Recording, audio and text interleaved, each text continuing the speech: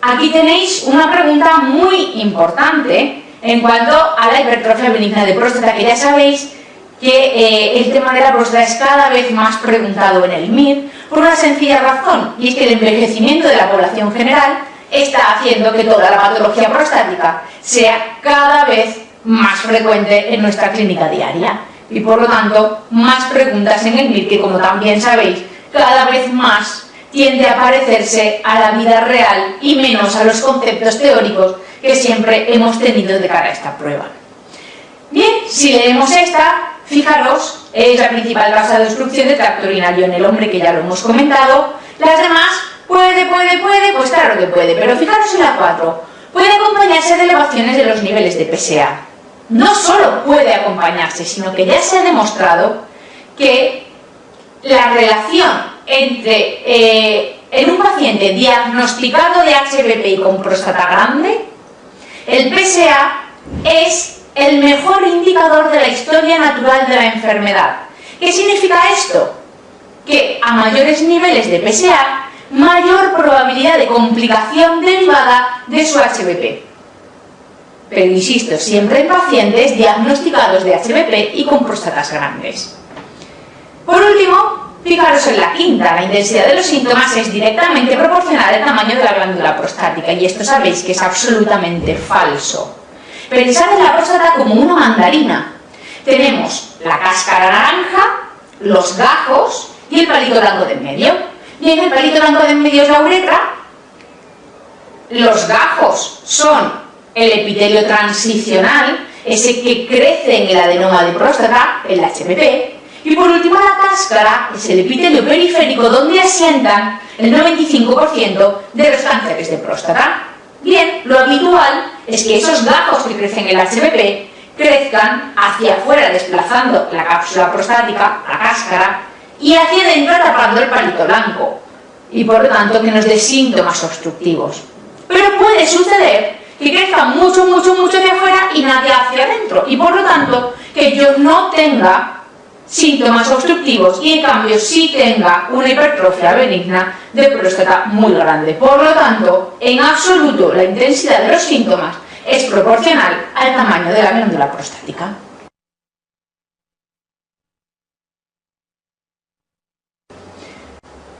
Continuamos con una pregunta muy específica de farmacología.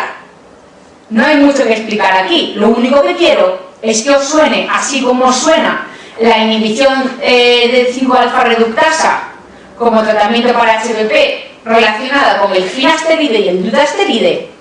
Normalmente como alfa bloqueante el que os suele sonar es la tamsulosina, y yo quiero que no perdáis de vista tampoco la alfuzoxina, que es la opción 3 de esta pregunta, que aunque no es la correcta, no descartéis que en otro año, como comentábamos antes a cuenta de otra pregunta, otro año aparezca esta pregunta exactamente igual y que lo único que cambie sea uno de los siguientes fármacos debe su eficacia terapéutica en el tratamiento de la hipertrofia benigna de próstata al bloqueo de los receptores alfa, y que no cambien absolutamente nada más.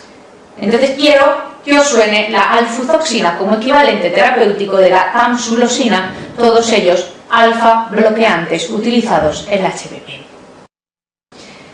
Bien, en relación al cáncer de próstata, una pregunta un poquito peliaguda. ¿Por qué?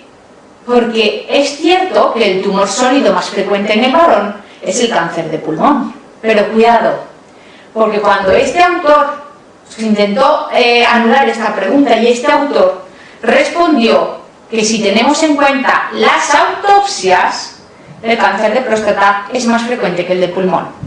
Era imposible saber a priori que este autor había decidido considerar las autopsias para hacer su estadística. Por lo tanto, esta es la pregunta que se falla tan tranquilamente, aunque la respuesta en realidad era muy sencilla, porque como sabéis, el PSA no es un marcador específico en absoluto de cáncer de próstata, y de hecho acabamos de ver que es el mejor predictor de la historia natural del HPP. Por lo tanto, no es en absoluto específico de cáncer de próstata, aunque sí que es órgano específico, es decir, siempre que hablamos de PSA, estamos hablando de tejido prostático. Y por último, muy importante, fijaros en la respuesta número 5. El tacto rectal positivo obliga a la realización de biopsia con cualquier valor de PSA. ¿Qué importancia tiene esto? Pues infinita. ¿Por qué? Cuando yo tengo un tumor, además de su tamaño, ganglios, invasión o metástasis a distancia, ya sabéis, el TNM, bla, bla, bla, muy importante también la diferenciación celular, el grado de diferenciación, es decir, cuánto se parece las células tumorales que yo tengo a las células del tejido del que son origen. Bien, si yo tengo un tacto rectal positivo con PSAs normales o incluso bajos o poco altos, no solo tengo que hacer una biopsia, sino que además a priori puedo pensar que es un mal pronóstico, porque lo que estoy obligada a pensar es que ese tumor es tan indiferenciado, tan pobremente diferenciado, que ni siquiera es capaz de producir PSA.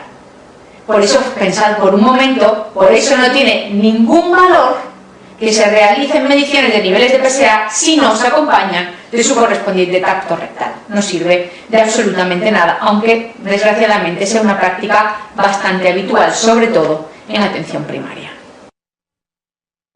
Fijaros, esta pregunta simplemente para que siempre en vuestra cabeza relacionéis absolutamente el cáncer de próstata con el score de Gleason, con la estratificación de Gleason. ¿Qué es esto? ¿Qué es el Gleason? El Gleason es eso que nos mide lo que acabamos de ver tan importante, la diferenciación celular.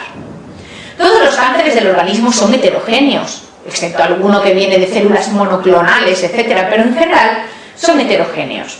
Pues bien, se demostró que el cáncer de próstata es tan heterogéneo que cuando el patólogo nos daba el grado de diferenciación celular de la población más frecuente, quedaba una gran parte de ese fragmento de biopsia sin describir, una gran parte de la población celular sin describir. Por eso se decidió utilizar el score de Gleason, que no es ni más ni menos que el grado de diferenciación celular de las dos poblaciones más grandes. Y con eso sí describimos la mayor parte de nuestra muestra. El Gleason, como sabéis, va de 2 a 10, porque cada una de esas poblaciones puede tener un grado de diferenciación celular de 1 a 5. Y se considera que es mal pronóstico teórico a partir de Gleason 7, 4 más 3. Y debemos hacer un estudio de extensión en pacientes que tengan Gleason por encima de 8. O, ya sabéis, en aquellos que cuenten con un PSA por encima de 20, que son pacientes en los que sospechamos que puede haber una afectación extracapsular prostática. Bien, en cuanto al HPV, afecta a la gran mayoría o a la práctica totalidad de los pacientes de 80 años. Los primeros síntomas pueden aparecer en torno a los 40 o 45 años, pero los cambios histológicos se pueden demostrar ya anatomopatológicamente desde los 35 años. Hay una implicación de los andrógenos en su patogenia que se sospecha que es diferente de aquella del cáncer de próstata, y no existe relación entre estas dos entidades. Ya hemos dicho, si consideramos la próstata una mandarina, estas dos entidades suceden en zonas absolutamente diferentes, por lo tanto no tienen ninguna relación. Además, pensad por un momento, si el cáncer de próstata aparece en el 95% de los casos en esa cáscara y los síntomas me los da el taponamiento del palito blanco, lo lógico es que el cáncer de próstata sea en casi el 100% de los casos absolutamente asintomático. ¿Cuándo va a ser sintomático y darme, por lo tanto, o bien hematuria o bien síntomas obstructivos? Cuando sea tan avanzado que se haya comido los gajos y se esté comiendo ahora el palito blanco, la uretra. Si no, ese cáncer va a ser absolutamente asintomático. Ya hemos dicho también que suele ser el crecimiento del HPV hacia la uretra, pero eso no siempre es así. Y por último, que el PSA no es específico ni de uno ni de la otra, aunque es el mejor predictor de la historia natural del HPV. ¿Hasta cuándo considero un PSA como normal? Hasta 4. Hasta 4 es un PSA normal. Ya hay estudios que demuestran que parece que a ciertas edades hay que rebajar ese nivel hasta 2,5, pero en general hasta 4. ¿Qué pasa Cuando yo me encuentro, si es el mejor predictor de la historia natural del HBP y puede estar elevado en HBP, puede que muchos de esos pacientes con PSAs por encima de 4 en realidad tengan un HBP y no un cáncer de próstata. Efectivamente, sobre todo aquellos PSAs situados entre 4 y 10. Aunque en España la tendencia sigue siendo biopsiar todo PSA por encima de 4, en realidad se han intentado describir distintos parámetros que nos ayuden a discernir en esos pacientes diagnosticados de HBP y con próstatas grandes si ese PSA se debe a su HBP o a un cáncer de próstata, para intentar evitar biopsiar a todos esos pacientes que se encuentran en ese rango. Lo más útil que se ha demostrado es la fracción entre el PSA libre y PSA total. Bien, cuando esa fracción PSA libre total supera el 15-20%, se considera que orienta más hacia HBP. Cuando es inferior a ese 15-20%, orienta más hacia cáncer de próstata. Insisto, esto se puede utilizar en pacientes con próstatas grandes y diagnosticados de HBP con rangos de PSA entre 4 y 10. Por eso, y como comentábamos con la pregunta previa, es fundamental siempre asociar a estas mediciones de los niveles de PSA el tacto rectal. Luego, otra cuestión un poco delicada es el tema del screening, del cribado poblacional. ¿Hay que hacer cribado poblacional con medición de PSA más tacto rectal en la población general? Muy simple. La Organización Mundial de la Salud, que es quien hasta hoy dictamina si hay que hacerlo o no, dice no. Y eso es con lo que nos tenemos que quedar. ¿Qué se hace en España? Se hace el llamado screening ocasional, es decir, que a los pacientes a partir de 50 años que aparecen por la consulta se les ofrece la posibilidad de hacerles una medición de PSA y un tacto rectal.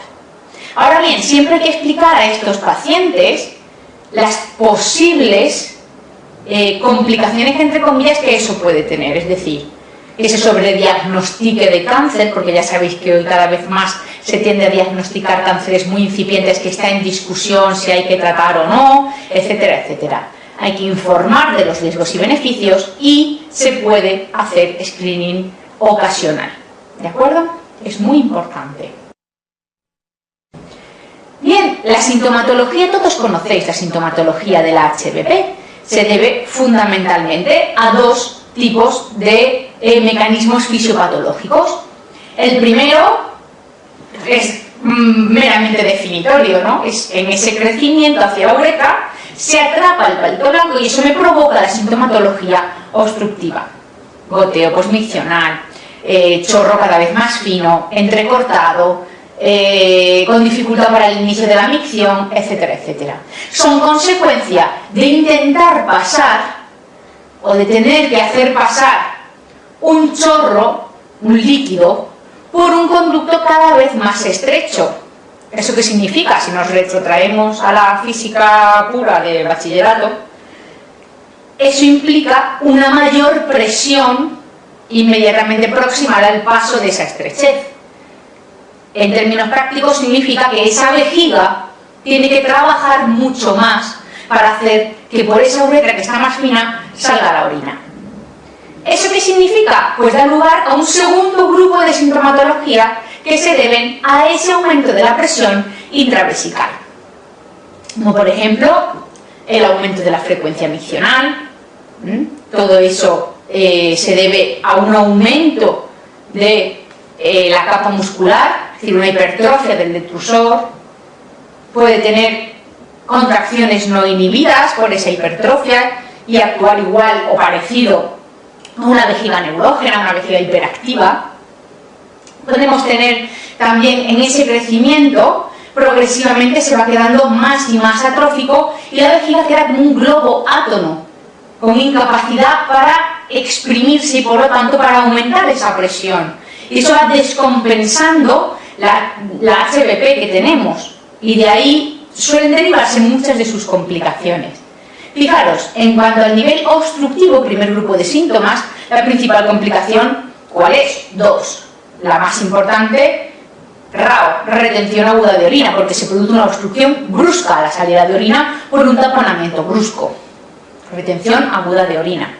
Además, esa hipertrofia, evidentemente, también está hiperémica, hipervascularizada por un crecimiento anómalo también de sus vasos. Y por lo tanto, el paso de orina ácida con sucesivas infecciones, etcétera, por esa zona, la irrita considerablemente. Además, ya hemos dicho que son unos pacientes en un rango de edad habitualmente elevado. Por lo tanto, muchos asocian ciertas comorbilidades que hace que estén tomando antiagregantes, anticoagulantes, etcétera. Por lo tanto, frecuencia muy elevada ¿de qué? De hematuria. En cuanto a los síntomas irritativos, ¿qué consecuencias nos pueden traer? Pues fijaros, orina retenida. La vejiga no se vacía bien a causa de la obstrucción. Orina retenida, orina infectada, infecciones de repetición, algunas potencialmente muy graves, incluso con sepsis urinaria. ¿Qué más? Fijaros, esa orina retenida, si nos ponemos un vaso de colacao y nos vamos a dar un paseo, cuando volvemos tenemos que pozos. Esos pozos en la vejiga cristalizan, precipitan, dando lugar a litiasis vesicales. Otra de las posibles complicaciones. ¿Qué más? Si se va reteniendo y la vejiga cada vez más se va comportando como un globo átono, es decir, que se va quedando más fofo, sin tono muscular, se puede hacer una retención crónica de orina. Eso hace que se distienda la vejiga y se pierda el mecanismo natural antirreflujo. Y por lo tanto, nos dé lugar a una ureterohidronefrosis bilateral, que además, en riñones más o menos seniles, como ya hemos dicho que son la mayoría de estos pacientes, nos dan lugar también, o nos pueden dar lugar, a una insuficiencia renal crónica, que si se instala rápidamente puede tratarse de un fracaso renal agudo y puede ser reversible o no, pero que si se instaura lentamente, rara vez va a ser reversible. Esas son pues las complicaciones de HPP y que por lo tanto serán las indicaciones de tratamiento quirúrgico. Las repasamos así de corrido, ¿de acuerdo?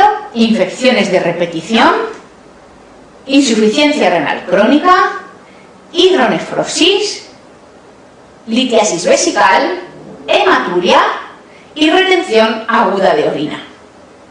Además, ¿qué otra indicación de tratamiento quirúrgico tenemos? La resistencia al tratamiento farmacológico. Cuidado, que digo resistencia al tratamiento farmacológico. ¿Eso qué significa? Que os pongan la pregunta como os la pongan, os lo pregunten como os lo pregunten, y os digan de entrada los severos o severísimos que son los síntomas, nunca empezamos por la cirugía, sino que hacemos cirugía en caso de cualquiera de esas complicaciones y o resistencia al tratamiento farmacológico, que insisto, siempre va a ser nuestra primera parada terapéutica. ¿Cómo es este tratamiento farmacológico? Pues bien, de nuevo, cambios en el horizonte, en las perspectivas terapéuticas, y como no siempre todo el mundo va al mismo ritmo que los cambios, pues hoy siguen siendo dos alternativas válidas que intentaremos aclarar, que contestar en el MIR en caso de esta pregunta. Como hasta ahora, clásicamente, el tratamiento farmacológico del HPP se ha considerado como una escalera terapéutica. Primer escalón, la fitoterapia. Primer escalón, que probablemente podemos obviar. Las guías clínicas dicen que el paciente candidato a fitoterapia es igualmente candidato a no tomar tratamiento, es decir, que ese paciente no necesita tratamiento. La fitoterapia, como sabéis, no ha demostrado una mejoría objetiva de los síntomas. Hay pacientes que les va bien, hay pacientes que no les va bien, hay quien la usa, hay quien no la usa. Un poco a gusto del consumidor.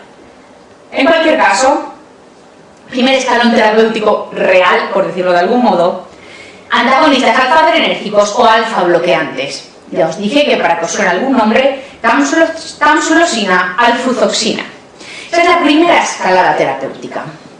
Segundo escalón terapéutico, inhibidores de la 5-alfa-reductasa, finasteride, dutasteride, finasterida o dutasterida. Ya sabéis que lo podéis encontrar indistintamente de las dos formas. Bien, ¿qué pasa? que un estudio que se inició hace varios años y que los resultados preliminares que aparecieron en 2009 y se confirmaron en 2010 con los resultados definitivos, el estudio COMBAT, un estudio muy importante poblacional acerca del HBP, ha demostrado que en pacientes con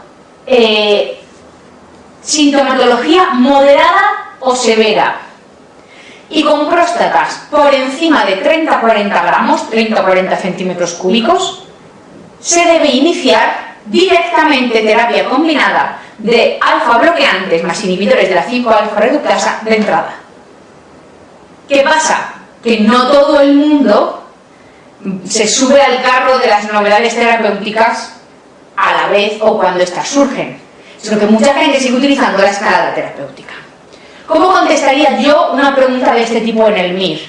Bien, si el paciente no cumple los criterios del COMBAT, es decir, sintomatología moderada o severa, con próstata de más de 30-40 gramos, directamente primer escalón terapéutico, alfa bloqueante. Pero si el paciente cumple los criterios de COMBAT, si entre las respuestas está la terapia combinada, creo que claramente ese autor pretende que contestéis la terapia combinada, si no, no la habría puesto como una opción.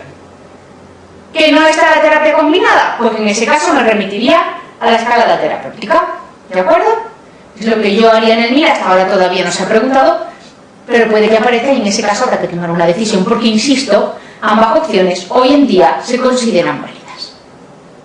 ¿Qué pasa cuando esto fracasa o cuando nos encontramos ante cualquiera de las complicaciones que hemos hablado antes? Tratamiento quirúrgico. ¿En qué consiste el tratamiento quirúrgico? Pues depende. ¿De qué depende? Del tamaño de la glándula prostática. Por debajo de 60 gramos podemos considerar hacer una intervención cerrada, entre comillas, endourológica, como se le dice a los pacientes siempre regularmente, a través del paño de la orina, transuretral. Tenemos distintos métodos, el gol estándar sigue siendo la resección transuretral de próstata. Entramos con un resector y vamos fileteando los gajos hasta que vemos que llegamos a la cáscara. Cuando llegamos a la cáscara, paramos y nos vamos. ¿Qué pasa cuando la próstata es mayor de 60 gramos o 60 cc? Este límite en realidad puede cambiar según los equipos quirúrgicos, porque no todo el mundo está capacitado para operar transuretralmente próstatas de hasta 60 cc. Pero bueno, para que tengáis una referencia más o menos. ¿Qué pasa cuando es mayor? Que entonces tengo que abordarlo por vía abierta. ¿Qué es vía abierta? La llamada adenomectomía. Cuidado, no confundan la adenomectomía que se hace en el HBP con la prostatectomía radical que se hace en cáncer de próstata, porque no tienen absolutamente nada que ver. ¿En qué consiste la adenomectomía para tratar la HBP? Fijaros, normalmente incisión infraumbilical, es decir, de ombligo hacia abajo, abro, localizo la próstata, abro la cáscara, saco los gajos respetando el palito blanco, cierro la cáscara y me marcho. ¿Por qué insisto dando todo este rollo de la cáscara? Porque recordemos que en la cáscara es donde asienta el cáncer de próstata en el 95% de los casos. Y yo, en ambas técnicas quirúrgicas, tanto transuretral como abierta, he conservado esa cáscara. Y eso significa que ese paciente sigue teniendo exactamente las mismas probabilidades que cualquier otro hombre que pasa por la calle de tener un cáncer de próstata, y por lo tanto el seguimiento tiene que ir orientado también en esa dirección, y eso hay que tenerlo muy en cuenta. Fijaros, esto es un resector, veis que es una especie de pistola por la que entramos en la uretra y que lleva acoplada lo que llamamos un asa de resección. Es literalmente un asa. Cuando yo aprieto la pistola, el asa entra; cuando yo suelto la pistola, el asa sale. Como electrocoagula, es decir, corta y coagula a la vez, yo voy haciendo filetes, filetes, filetes. Bien, ¿qué pasa con el cáncer de próstata? Fijaros, el cáncer de próstata, que ya hemos dicho que es una entidad absolutamente independiente del HBP, es un cáncer biológicamente diferente a los que pueden aparecer en el resto del organismo. ¿Por qué? Porque es, normalmente, hay excepciones, evidentemente, pero biológicamente suele ser muy, muy lento. ¿Eso qué significa? Pues que está justificado que en pacientes con una esperanza de vida menor a 10 años Yo no voy a intentar hacer tratamientos curativos que, como sabéis, son agresivos y tienen muchos efectos secundarios, porque considero que si su esperanza de vida es menor de 10 años va a morir antes de cualquier otra cosa que de su cáncer de próstata. Es, además, hormonodependiente. ¿Esto qué significa? Que nos otorga una ventaja, porque nos da una diana terapéutica. Es decir, que yo voy a poder controlar el cáncer, no curar, pero sí controlarlo, jugando con los niveles hormonales. Y esto, evidentemente, contra cualquier cáncer del resto del organismo, es una ventaja fundamental. Ya hemos dicho, se originan el 95% de ellos en la zona periférica y son adenocarcinomas. Fijaros, casi siempre aparecen ancianos. ¿Eso qué significa? Que es exactamente la misma población que tenía el HPP, que ya hemos dicho que lo tenían hasta el 80% de los pacientes de 80 años. Por lo tanto, misma población. ¿Qué quiere decir? Que las probabilidades de que ambas entidades coexistan en un mismo paciente son elevadísimas. De ahí que a veces en nuestra cabeza confundamos la sintomatología de la una con la otra, pero ya hemos dicho que son independientes y que de hecho lo habitual es que el cáncer de próstata sea absolutamente asintomático. Recordad también asociarlo con el Gleason dada su multifocalidad y lo importante de saber la diferenciación celular en este tipo de cáncer, igual que en cualquier otro. Además, sabemos que mal pronóstico teórico a partir de 7 y que eso me obliga a hacer un estudio de extensión para descartar enfermedad metastásica en pacientes con Gleason por encima de 8 y o PSAs por encima de 20. El estadiaje, sintiéndolo en el alma y como todos los demás, TNM. Pero damos una orientación mínima, exactamente igual que con el cuadro de las litiasis, si os acordáis. ¿Hay que aprenderse el TNM de próstata? Sí. Yo os voy a decir alguna pincelada que os puede facilitar y que os puede orientar. Y como además las preguntas de TNM de cáncer de próstata por lo general en el MIR suelen asociarse a tratamiento, normalmente no son muy complejas. A la pregunta de ¿hay que sabérselo? Sí. Pero recordad, el T1 ni se ve ni se toca. El T2 se ve y se toca, pero dentro de la glándula prostática. El T3 se sale fuera de la glándula prostática, pero poquito. Justo por arriba, cuello vesical, o justo por abajo, vesículas seminales. Y por último, el T4 se sale más ampliamente de la glándula prostática. En cuanto a la N, pues ya sabéis, Ns más altas, cuanto más linfáticos positivos y cuanto más alejados del tumor primitivo estén estos linfáticos. Y M positivo o negativa en función de la presencia o no de metástasis a distancia.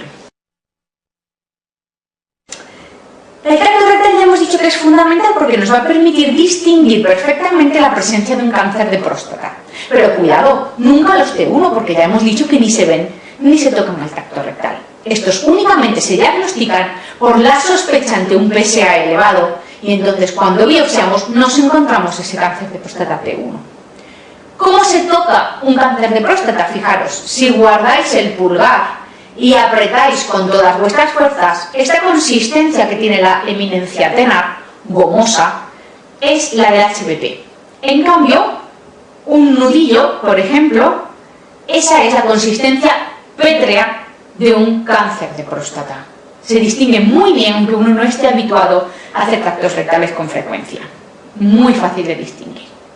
En cuanto a los marcadores tumorales, la fosfatasa ácida hoy ya no se utiliza. Y por último, el PSA que aumenta en el cáncer, pero no es exclusivo, ya hemos hablado de él, ya hemos hablado de sus niveles y de sus excepciones. Pruebas de imagen, cuidado aquí, muy importante, porque también soléis confundir la eco transrectal. La eco transrectal está muy asociada al cáncer de próstata, sí, pero únicamente nos sirve para dos cosas.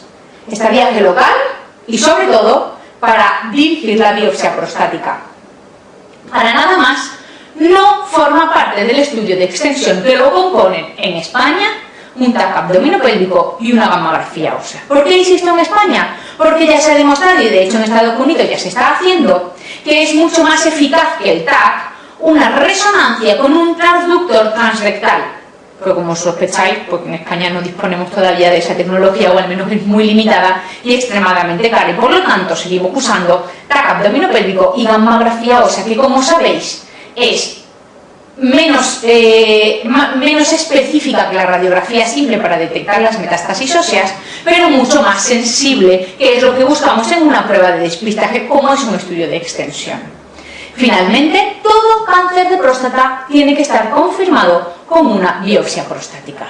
Aquí veis en las imágenes una ecografía prostática y, como podéis ver señalado por la flecha, veis claramente un nódulo que en la próstata son hipoecoicos, es decir, negro, que lo veis como una bolita justo en la cara más externa de la próstata, es decir, en la región periférica, como hablábamos antes. Aquí veis en la imagen, que me interesa mucho que la veáis para que os suene simplemente, lo que es una gammografía ósea. Consta de dos tiempos. En el primero, que son las dos primeras figuras, se les da un radioisótopo que se distribuye por todo el organismo, se hacen esas fotos y eso es para comprobar que se ha distribuido correctamente. Bien, en un segundo tiempo, cuando se ha dado un plazo de tiempo, que sinceramente no sé deciros de cuánto es, para que se elimine el radioisótopo, ese radioisótopo se va a quedar fijado donde hay lesiones óseas, y cuidado que digo lesiones óseas, no metástasis óseas, porque muchas veces se quedan en callos de fractura previos, etcétera. Por lo tanto, siempre hay que tener cuidado de correlacionar muy bien la gammografía ósea con la historia clínica del paciente, porque si no puedes tener falsos positivos. Pero claro, estamos hablando de que esto ya se lo está haciendo a un paciente diagnosticado de cáncer de próstata con un PSA mayor de 20 o un Gleason mayor de 8. Por lo tanto, claro, las probabilidades de que se trate de metástasis son elevadas, evidentemente. Bien, si os fijáis en este dibujo, hay al tratamiento en el MIR y en la vida, evidentemente, lo más importante es saber si el tumor está confinado o no confinado, es decir, si ya está diseminado. En caso de que esté confinado, en el MIR la respuesta de decisión está muy clara y depende estrictamente de la edad del paciente. Por encima de los 75 años, lo vamos a tratar exactamente igual que si estuviera diseminado, con un tratamiento paliativo. Luego hablaremos de él. Y si está por debajo de 75 años, le vamos a tratar con un tratamiento curativo. ¿Por qué insisto tanto de que esto es en el MIR? Pues porque en la vida real el criterio que usamos no es tanto un corte de edad específico, sino, como os comentaba antes, la esperanza de vida mayor a 10 años. Aunque un paciente tenga 63 años, como comprenderéis, si tiene un aneurisma de aorta descendente, un triple bypass coronario, una insuficiencia cardíaca congestiva, EPO con oxigenoterapia crónica domiciliaria y una revascularización de 3 vasos en el corazón, su esperanza de vida es menor a 10 años, aunque tenga 63. A ese paciente yo le ofrecería tratamiento paliativo, ¿de acuerdo? En la vida real, esperanza de vida mayor o menor a 10 años, en cambio en el MIR, corte estricto en los 75 años. Bien, a ese paciente al que yo le voy a ofrecer tratamiento curativo, es decir, al paciente que tiene un tumor confinado y que es menor de 75 años, tengo 3 opciones de tratamiento para ofrecerle. Primero, la cirugía. Segundo, la radioterapia. Y tercero, la braquiterapia. Que si bien es cierto que es un tipo de radioterapia, vamos a explicarlas por separado porque tienen criterios de aplicación diferentes. Así pues, cuando hable de radioterapia, me refiero a la radioterapia externa, la clásica, ¿de acuerdo? ¿En qué consiste la cirugía? Pues bien, la cirugía consiste en cortar por el cuello vesical y la uretra por debajo de las vesículas seminales y empalmar la uretra con el cuello vesical. De manera que yo voy a tener una anastomosis en esa zona. ¿Riesgos? Pues evidentemente, si hago una anastomosis, de que pegue mucho y me haga una estenosis, o que no pegue bien y hago una fístula. Además, estoy hablando de una cirugía mayor, normalmente mínimo 24 horas de ingreso en UBI. ¿De acuerdo? No incluye linfadenectomía sistemática, sino que se hace en pacientes que se consideran de alto riesgo y siempre incluye las vesículas seminales. ¿Cuáles son sus principales complicaciones? Aparte de las quirúrgicas, por supuesto, sangrado, infección, resistencia de heridas, resistencia de suturas, bla, bla, bla, como cualquier cirugía. Pero específicamente de esta, dos muy importantes. Uno, la impotencia, hasta en el 85% de los casos en algunas series, normalmente entre el 50 y el 85%, e incontinencia urinaria, en torno a un 20%. Y esto incluye todos los grados, desde que se le escapa una gotita hasta que tiene el grifo abierto permanentemente. ¿De acuerdo? Bien, otra opción de tratamiento nos incluye la radioterapia. La radioterapia, como decía, externa. La radioterapia externa, que es la clásica, la que se da en sesiones sucesivas, semanales o cada quincena en función de la tolerancia del paciente y que dura entre 6 y 9 meses, etcétera, sobre el tejido prostático. La radioterapia evidentemente no es inocua y de hecho tiene consecuencias sobre los tejidos circundantes, a veces muy importantes, en forma de proctitis rádica o cistitis rádica, que en muchos casos son muy difíciles de controlar. Además, existe el concepto de tumores radioinducidos, es decir, que en aquellos tejidos circundantes que han recibido radiación se pueden desarrollar tumores que suelen ser indiferenciados y de mal pronóstico. Y tened en cuenta que estamos hablando de pacientes jóvenes, por lo tanto hay todavía una esperanza de vida larga por delante para poder desarrollar este tipo de tumores. Además, hay otro problema, y es que nunca vamos a obtener una anatomía patológica definitiva. Y sabemos que con la biopsia, que hasta el día de hoy podemos hacer, que es una biopsia aleatoria normalmente, hasta entre el 40 y el 60% están infra o supradiagnosticados. Esto no tiene mucha importancia en los que están infradiagnosticados, porque al fin y al cabo ya están tratados. Pero en aquellos que están, en los que están supradiagnosticados ya están tratados, punto. Pero en aquellos que están infradiagnosticados, esto nos puede dar un serio problema, porque nunca vamos a saber que realmente ese cáncer era más grande de lo previsto, estaba más extendido de lo previsto, hasta que tengamos una recidiva. ¿De acuerdo? De todas maneras, los tres tipos de tratamiento curativos han demostrado idénticas tasas de curación. Son iguales en cuanto a tasas de curación, aunque la única que ha demostrado mejorar la supervivencia es la cirugía. ¿Qué pasa con la braquiterapia? Ya hemos dicho que es un tipo de radioterapia, pero un poco más específica. Consiste en la inyección de semillas radioactivas dentro de la glándula prostática que van liberando poco a poco su radioactividad. Tiene efectos secundarios, evidentemente, menos que la radioterapia en cuanto a radiación de órganos vecinos. Es lógico porque es mucho más específico, pero también provoca más estenosis uretral residual. Y además hay que cumplir unos criterios muy estrictos para ser candidato a tratamiento con braquiterapia, que son tener un PSA menor o igual de 10, tener un Gleason menor o igual de 6 y tener volúmenes prostáticos menores o iguales a 60 cc o 60 gramos. ¿De acuerdo? Hay que cumplir estrictamente esos tres criterios. ¿Qué sucede además en cuanto a la incontinencia y la potencia tanto en la radioterapia externa como en la braquiterapia? Pues bien, que tanto una como otra de inicio tienen mucho menos que la cirugía, pero a los 5 años de tratamiento tienen idénticas tasas de impotencia y de incontinencia. Por lo tanto, son cosas a tener en cuenta. En España hoy, y también en toda la comunidad internacional, se debe ofrecer al paciente qué tratamiento quiere realizarse.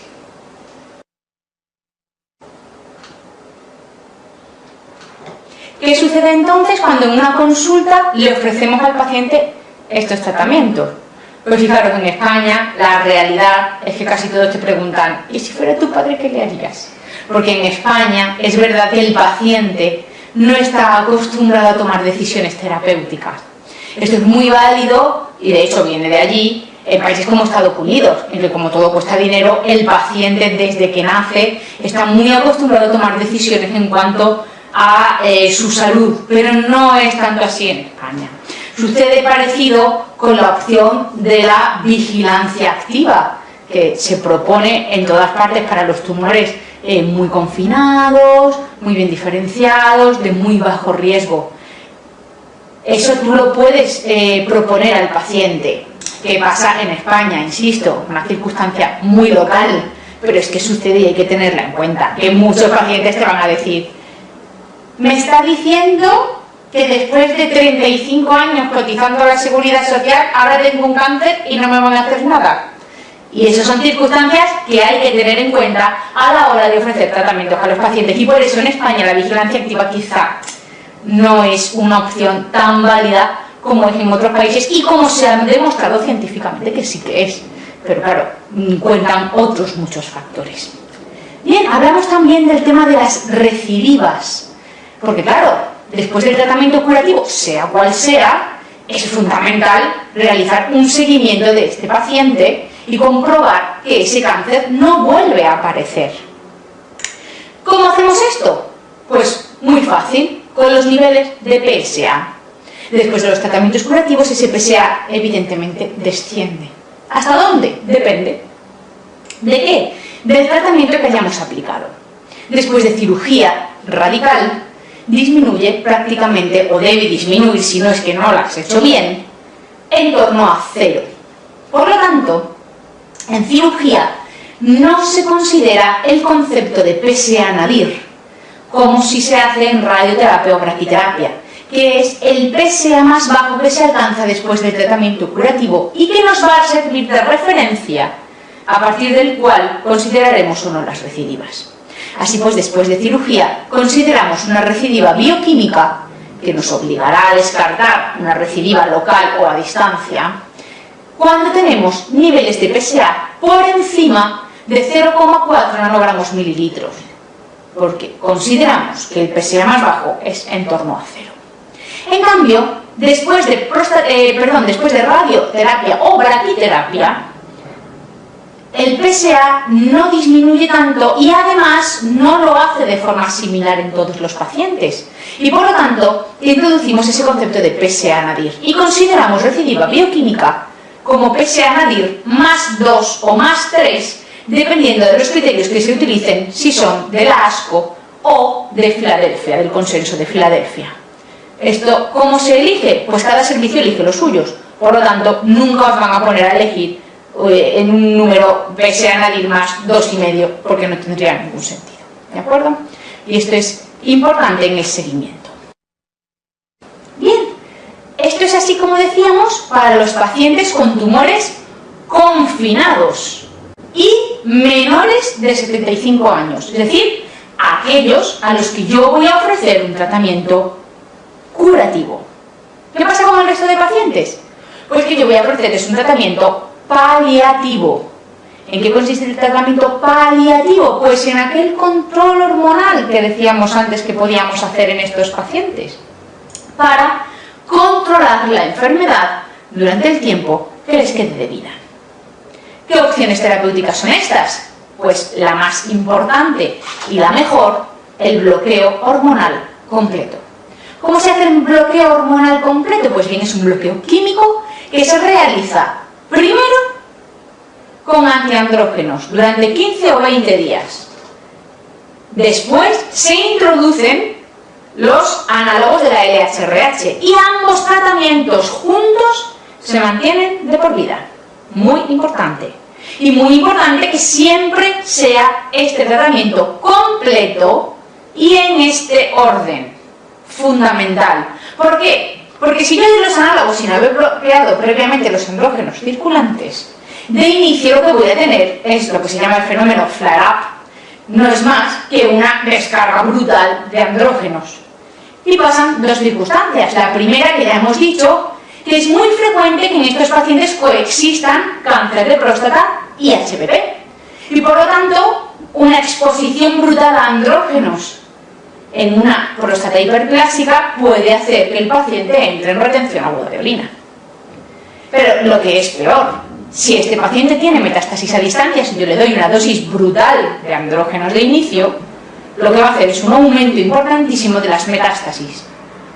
Y esto, por ejemplo, en un sitio crucial como la médula, si las metástasis son de columna, nos puede provocar cosas como el síndrome de compresión medular, que tanto miedo nos da a todos, claro, porque puede dejar al paciente paralítico. Entonces eso siempre hay que tenerlo en cuenta. Primero, antiandrógenos. 15 y 21 días después, análogos de la LHRH, y ambos se mantienen de por vida. Se puede jugar con los niveles de unos y de otros, con retirar unos, con poner otros, sobre todo en cuando se empiezan a convertir en hormonos resistentes, etcétera. Pero bueno, esto no es algo que os interese demasiado de cara al MIR. Como mejor tratamiento aislado, porque ya veis que esto consta de 2 partes y si no se hacen las dos y en ese orden y perfectamente hecho, no tiene validez. El mejor tratamiento aislado es la castración quirúrgica. ¿De acuerdo? Como mejor aislado, insisto. El mejor sigue siendo la castración química, pero tiene que ser combinado.